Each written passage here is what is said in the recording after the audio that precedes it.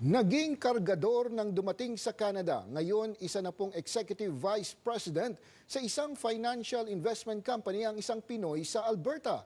Panoorin ang kanyang pinagdaanan at ang kwento sa likod ng kanyang tagumpay. Narito ang report. Halos 20 taon na ang nakakaraan nang mag-migrate sa Canada ang regional manager noon ng motor trade sa Pilipinas na si Joel Ibasco. Nasa ilalim niya ang nasa 500 mga empleyado. Kaya laking pagbabago pagdating niya ng Canada nang makakuha ng trabaho sa isang warehouse. Maganda naman yung trabaho sana. Kaya lang dahil nga blue collar yan, may nagbubuhat ka ng mga mabibigat na bagay.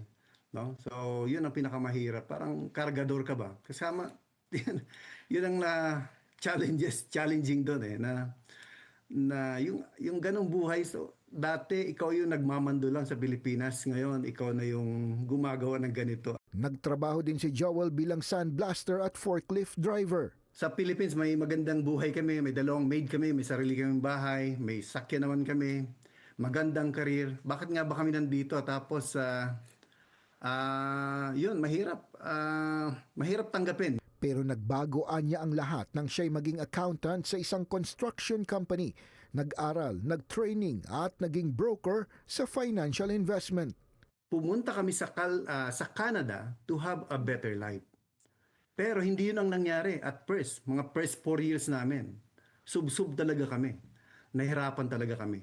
So, nagkaroon lang kami ng better life nung kami ay napunta na sa financial industry. Kasi dito sa Canada, financial industry is one of the highest paid industry in Canada. Ngayon, isa ng Executive Vice President si Ibasco sa isang malaking financial investment company.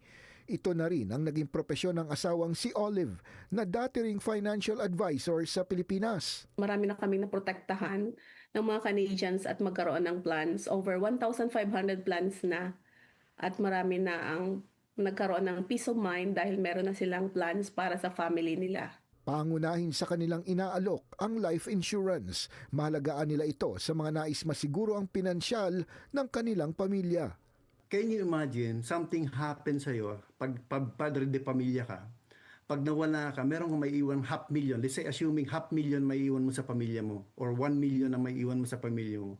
So, kung titingnan mo, imagine mo ang life ng pamilya mo kung may mangyaring ganon. Na meron kang may iwan na financial legacy. Yun ang gusto nating mangyari. Hindi utang ang iiwan mo, kundi financial legacy. Dati nila, 4 na ang kanilang trabaho, pero kulang pa rin. Pinakamasaklap, nawawalan rin sila ng oras sa mga anak. Actually, na-tempt mga kaming bumalik na sa Pilipinas. Kasi meron pa naman kaming babalikan sa Pilipinas. Pero still, ang nagre-reign o ang aming iniisip talaga yung sa mga anak namin, yung future nila. Payo ng mag-asawang Ibasco sa mga kapwa Pilipino sa Canada. Maintain natin yung correct and right mindset. Una, yung gano'n natin. And then please do not entertain negative thoughts. Kasi yung mga newcomers natin talagang ganyan, mahirap sa una.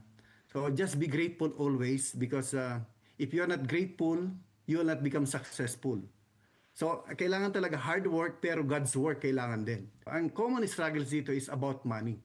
So kaya naman kami, sa mga kababayan natin, message nyo lang kami kung kami pwede kami makatulong sa inyo. Hindi man daw para sa inyo ang maging financial advisor, maganda pa rin ang magkaroon ng financial education dahil marami nilang oportunidad na naghihintay para sa mga nagsisikap dito sa Canada.